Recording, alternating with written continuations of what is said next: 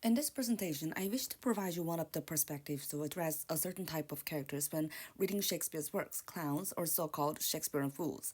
By introducing Bakhtin's ideas regarding gestures and carnivals, I hope you can better understand ambivalence and its power, which Shakespearean fools embed and wield.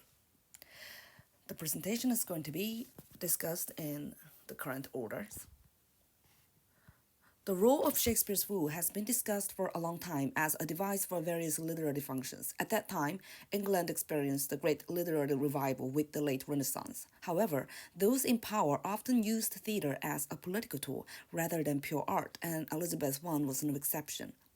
During her reign, English theatre intentionally contributed significantly to strengthening and highlighting the monarchy. In such an era, direct political criticism was tantamount to inviting censorship. To prevent this, Shakespeare often depicted social and political subjects indirectly. The narrative's ambivalence evident throughout his works is particularly famous as a result of this strategy, and the fool is often mentioned as one of these ambivalent elements. Characters who take on the role of the fool are sometimes introduced with nicknames or professions, such as fool or clown, and sometimes have actual names, like the Portal in Macbeth or Touchstone in As You Like It.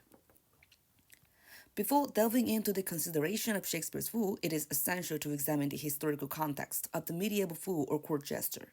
In medieval and Renaissance Europe, courts often employed individuals with physical or mental disabilities as court jesters, believing them to be talismans of good luck.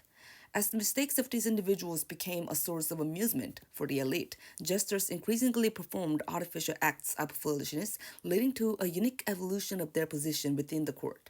Court jesters, by providing laughter, gained the patronage of the elite, while simultaneously enjoying the privilege of speaking freely despite their low status. Thus, they held a paradoxical position of being lower class individuals with greater political freedom than the upper class.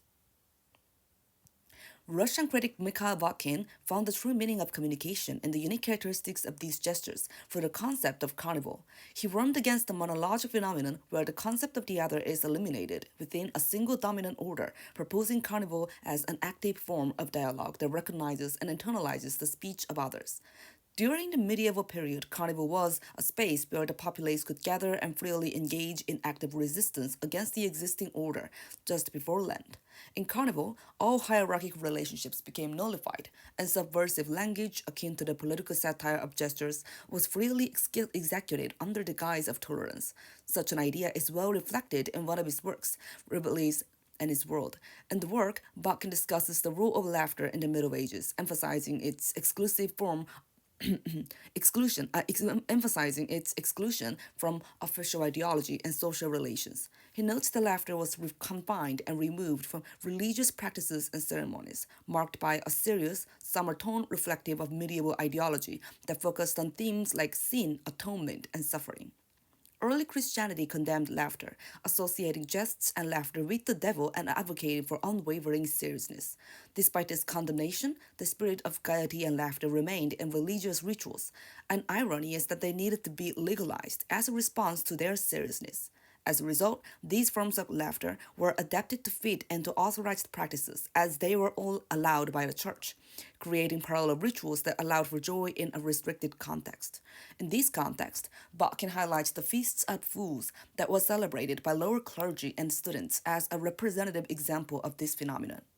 Initially with their legitimate character, they emerged as the cult's parody and mockery of official rituals with masquerades and improper dances. As the inherent second nature of humans, Bakhtin emphasizes how man could radiate their foolishness and laughter with bodily regeneration and renewal. A body becomes a tool for them to reveal Carnivalesque for all kinds of transformation, including regeneration mentioned above. In his later work, The Dialogic Imagination in 1981, Bakhtin probes the spirit of the carnival by exploring the role that laughter serves within literature. He discusses the vibrant parodic literature of the Middle Ages, which flourished during holidays and festivals, reflecting a tradition of parodying various texts at that time. This literature included parodic contents of religious practices, such as the liturgies of drunks and the gambler, as well as numerous parodic prayers and hymns.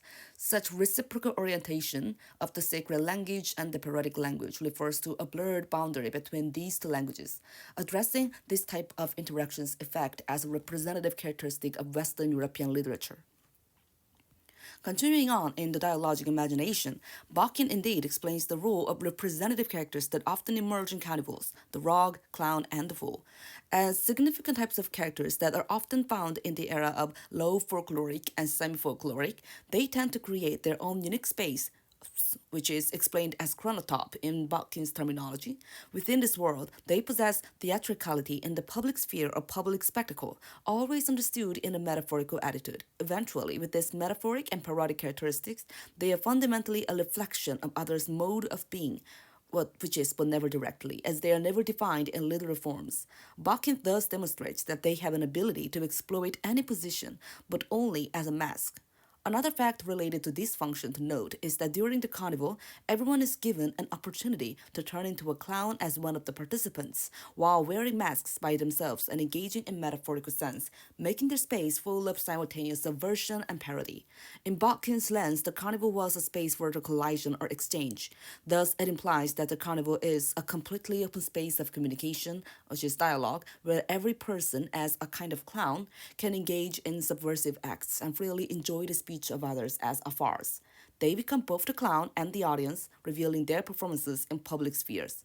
It is essential to recognize that clowns inherently depend on the audience for the performance of their farce and parody. In carnivals, isolated utterances are absolutely absent. Every spoken word functions as part of an interactive dialogue between potential clowns and the audience, with roles that may be reversed.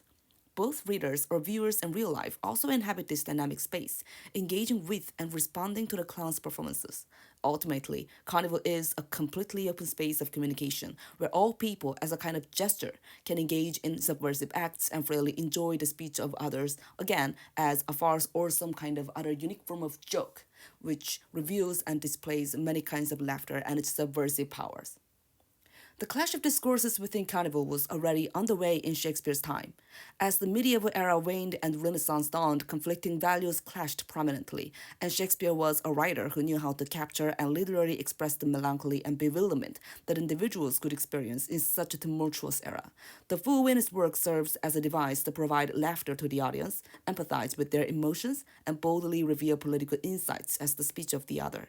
Indeed, his fools have long been analyzed in Shakespearean criticism as roles that directly demonstrate the function of carnival, just as Balkin's concept of gestures in carnival and their effects are properly explained. Through Balkin's lens, I hope you guys can better understand the whole character and the essence of these Shakespeare's fools. Thank you.